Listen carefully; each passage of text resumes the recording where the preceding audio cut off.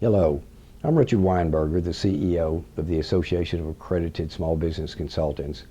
I'd like to talk to you today on this video about fraud in small businesses. Fraud takes place in small businesses all the time. It is not simply reserved for large corporations or not-for-profit organizations that we hear about on the news or read about in the newspaper and business journal. Fraud takes place in small businesses quite frequently, and as a small business consultant, this is something you want to be aware of and something that you want to be able to talk to your clients about so they're aware that this situation exists also, and then how they can prevent fraud in the first place by reviewing their businesses and make fraud deterrence recommendations and implementations in their company to prevent fraud. So let's talk about why fraud exists in a small business and then how it can be prevented. This is what we call the fraud triangle, or basically the perfect storm. And that is when there is opportunity, rationalization on somebody's part, and a motive on somebody's part. When these three elements are present, then the opportunity for fraud greatly increases. Now, this certainly does not mean that every employee that sees an opportunity that can rationalize in their mind doing something wrong and has some type of motive is going to embezzle the company. Of course not. But when those three elements are present, then it greatly increases the chances that fraud might take place in a small business. So let's talk about each one of these elements individually. What is opportunity? Well, opportunity is when there are weak or a total lack of controls in a company. In many times, of course, this is the case in small businesses because there's a lack of segregation of duties. There's not a number of personnel for the proper amount of oversight, and a lot of small businesses just don't think that controls are important. However, we will find out that controls and policies and procedures are very important, and we need to make sure that they're not only just written down, but they're followed all the time. Also, opportunity exists of someone trying to find a way to mitigate existing controls. Regardless of the number of controls we have, there's always somebody out there trying to figure out, how can I get around those controls? Whether that's to embezzle money, whether that's to steal assets, or whether that's to do a job a little faster or with a little less quality because nobody is looking. So somebody is always trying to figure out a way around existing controls. What we want to remember, and that is, when there is no opportunity, then the chance of fraud is greatly reduced. However, what is so important to remember also, there are no absolute guarantees. So regardless of the number of controls that we have in place, that is no absolute guarantee that fraud is not going to take place. But what we want to do is actually reduce the chances as much as possible. That is the best form of prevention, just to simply reduce those chances from happening in the first place. Now let's talk about a few things about fraud itself. Normally, it takes about 18 months to be detected.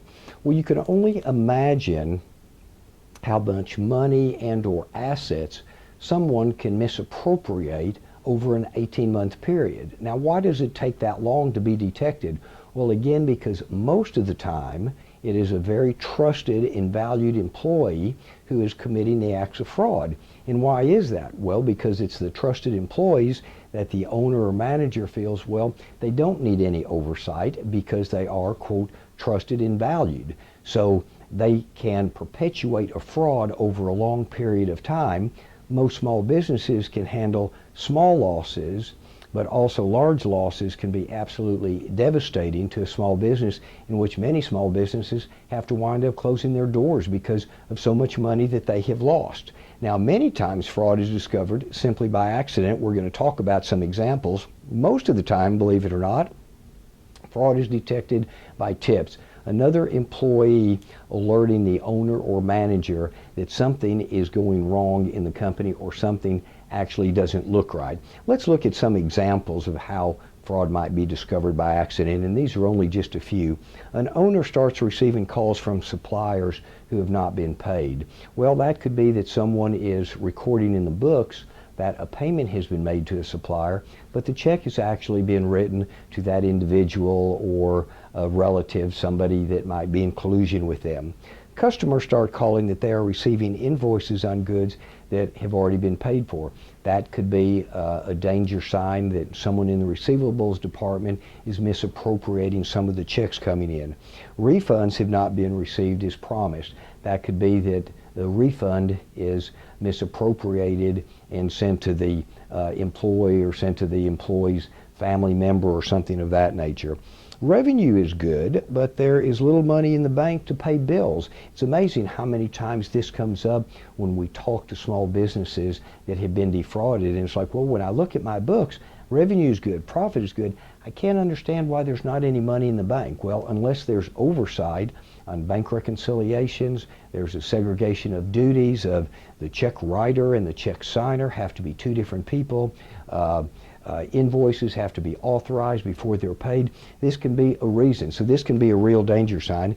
In the book shows sufficient inventory, but there's not enough actual merchandise to make complete shipments. That's why, again, it is so important for physical inventories to be taken periodically and reconciled with the book inventory.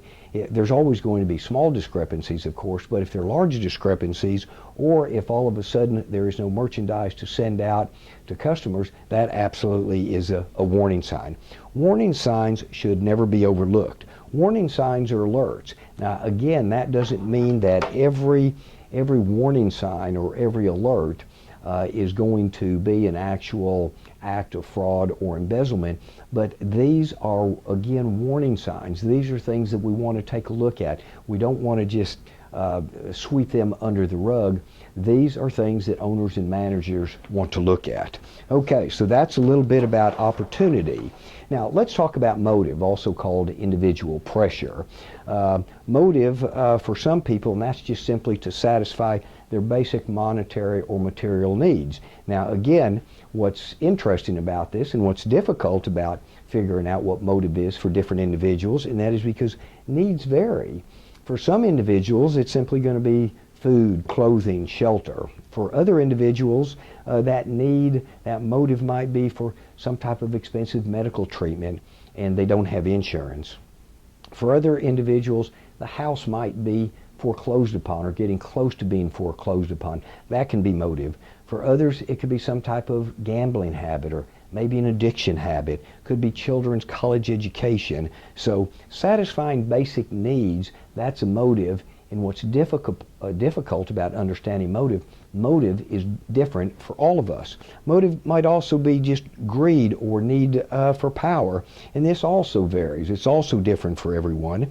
And what is important to note that opportunity in business can be reduced or eliminated. That's what we talked about on the other flip chart. Opportunity in business can be reduced or eliminated, and that's how we're trying to prevent fraud. However, but it is very difficult to reduce an individual's motive to commit fraud. So we can help reduce the amount of opportunity, but this motive up here for different individuals, that's very, very difficult. So employers should always be very vigilant, and that is, how do employees act at work, and generally, how do they live? How do they act at work? Are they always complaining about something? Are they complaining that there's too much oversight? Are they never wanting to take a vacation? Generally, how they live. Are they driving a car that normally would be much more expensive than someone in their income category? Are they taking exotic vacations?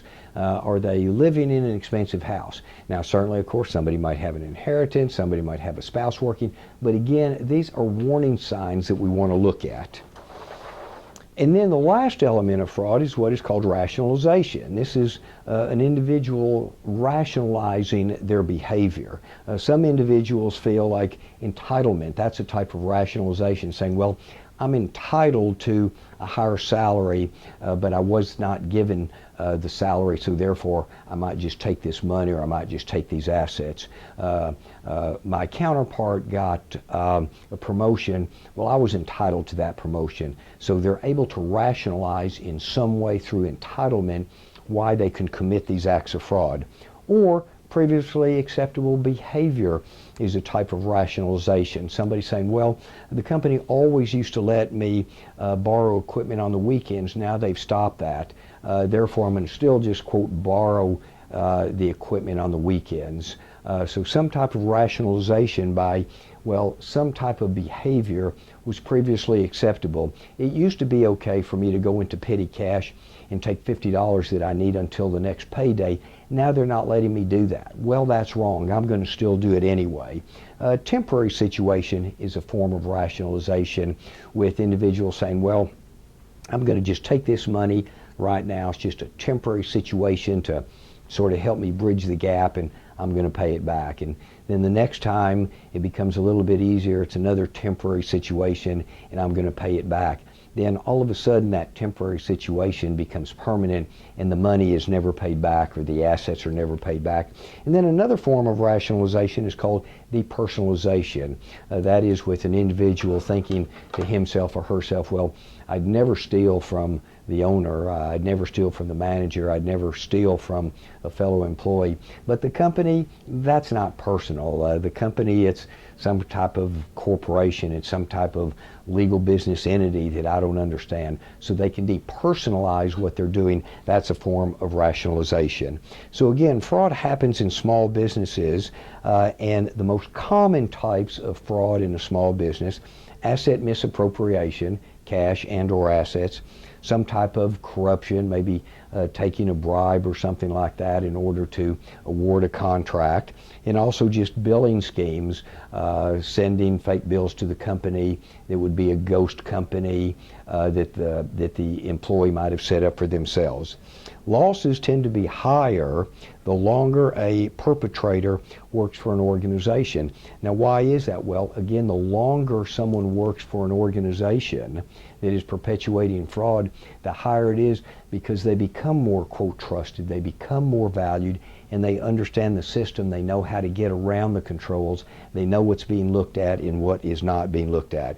So, in summary, basically, the more knowledgeable an owner is about fraud, the more alert he or she can be. So when you're working with clients, explaining the fraud triangle is actually an excellent opportunity for you to start talking about a risk assessment program, a fraud deterrence program, a risk assessment review of their business. But always remember, fraud does take place in small businesses, and it can be very, very costly. Hope you enjoyed the video. Thanks for watching.